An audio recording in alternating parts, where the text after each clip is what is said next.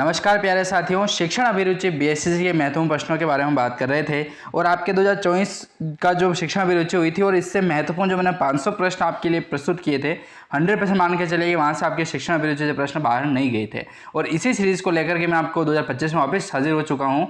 ये सीरीज़ जो है वो आपके लिए काफ़ी महत्वपूर्ण है। 2025 में शिक्षण अभिरुचि के जो प्रश्न है बीएससी के, वो आपको 100% यहाँ से देखने को मिलने वाले हैं। पीडीएफ पूरी की पूरी मैं आपको फ्री ऑफ कॉस्ट में आपको देने के लिए तैयार हूँ। आपको जो है वो हमारे एसके स्टडी एकेडमी ऐप जो जिसका लिंक है वो मैंने डिस्क्रिप्शन में दे रखा है। जैसे क्लिक करेंगे आपको ये पीडीएफ जो है वो डाउनलोड फ्री ऑफ कॉस्ट में मिल जाएगी। तो शिक्षण अभिरुचि 2024 के जो बीएससी के महत्वपूर्ण प्रश्न हैं, चलिए उनके बारे में सोल्व करते हैं। कुछ क्वेश्चंस अपने रह गए थे। 31वें प्रश्न से शुरू करते हैं। ठीक है, वीडियो तो आप तक मिलने का एक बहाना है। ठीक है, बाकी आप इन पीडीएफ को पूरा का पूरा पढ़ें और अपने तैयारी जो है उसको मजबूत करें। चलिए शुरू करते हैं। पहला प्रश्न है, वाणी एवं भाषा का विकास न होने का कारण क्या है? वाणी एवं भाषा का विकास न होने का प्रमुख कारण क्या है दोस्तों? पहला ऑप्शन है कि भाषा ज्ञान के पश्चात बहरापन, दूसरा आता है कि भाषा ज्ञान के पूर्व बहरापन, तीसरा है जन्म से बहरापन, या चौथा है अपने जन्म के कुछ समय पश्चात बहरापन। देखिए किस तरीके के प्रश्न जो है वो आपको पूछे जाते हैं प्रतियोगी परीक्षाओं के लिए। ठीक है, आपकी जो एग्ज़ाम डेट है वो कब है आपको पता ही होगा कुछ। तो 15 जून को जो है वो परीक्षा जो है वो आयोजित की जाएगी। ठीक है, 375 बीएससी कॉलेजों में 26,000 सीटों पर जो प्रवेश मिलेगा उनके लिए है। तो 26,000 पोस्ट है दोस्तों, कोई कम नहीं है, बहुत ही आपके लिए इम्पोर्टेंट है एक तरीके से यदि देखा जाए तो। ठीक है, आप यदि पढ़ेंगे ना तो मान के चलिए कि आपको कहीं से बाहर से प्रश्न जो है वो देखने को नहीं मिलने वाले हैं बीएससी के। तो 31 का जो राइट आंसर होगा दोस्तों वो तीसरा ऑप्शन हो जाएगा, जन्म से बहरापन। ठीक है, वाणी एवं भाषा का विकास न होने का यदि कारण है कोई भी, यदि वाणी अर्थात बोलने का नहीं है तो क्या है, वो बहरा है, इसीलिए वो बोल नहीं सकता, क्योंकि वो सुन नहीं सकता तो बोलेगा कैसे। ठीक है, और भाषा का ज्ञान उसको नहीं होगा। ठीक है, क्योंकि वो जन्म से बहरा है। तो ठीक है, इस तरीके के आपको क्वेश्चन जो है वो प्रतियोगी परीक्षाओं में और इस परीक्षा में आपको पूछे जाएंगे। चलिए अगले प्रश्न की ओर बढ़े। तो 32वां प्रश्न आता है आपके लिए महत्वपूर्ण। देखिए, आप अध्यापक व्यवसाय की प्रगति के लिए सर्वोच्च महत्व प्रदान करेंगे। आप अध्यापन ठीक, कभी कभार कंफ्यूज हो ही जाता हूँ। तो आप अध्यापन व्यवसाय के प्रगति के लिए सर्वोच्च महत्व प्रदान करेंगे।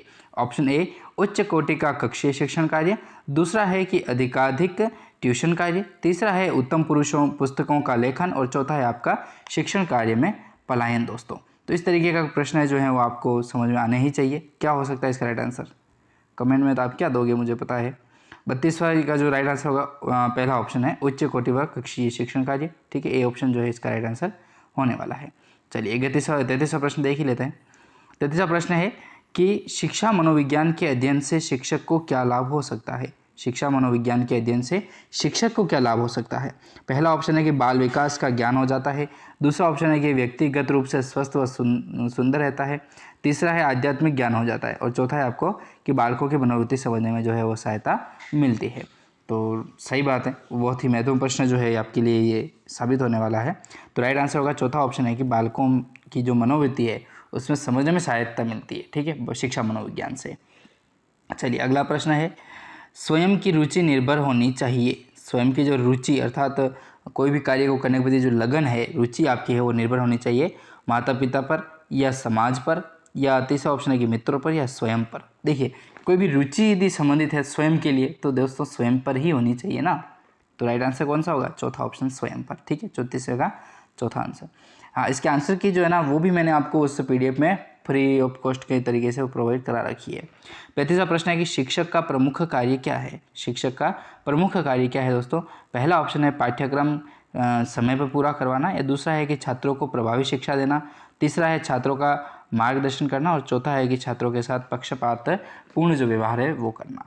तो शिक्षक का जो प्रमुख कार्य है दोस्तों वो आपका हो जाएगा दूसरा ऑप्शन, छात्रों को प्रभावी शिक्षा देना। ठीक है, वो देंगे ना, ये प्रभावी शिक्षा देंगे तो आपका सम्मान भी करना सीख जाएगा, सभी तरीके से वो जो है वो परिपूर्ण हो जाएगा। फिर प्रश्न है, भूल सुधार पद्धति को किस प्रकार बढ़ावा दिया जा सकता है? भूल सुधार जो पद्धति है उसको किस प्रकार से बढ़ावा दिया जा सकता है?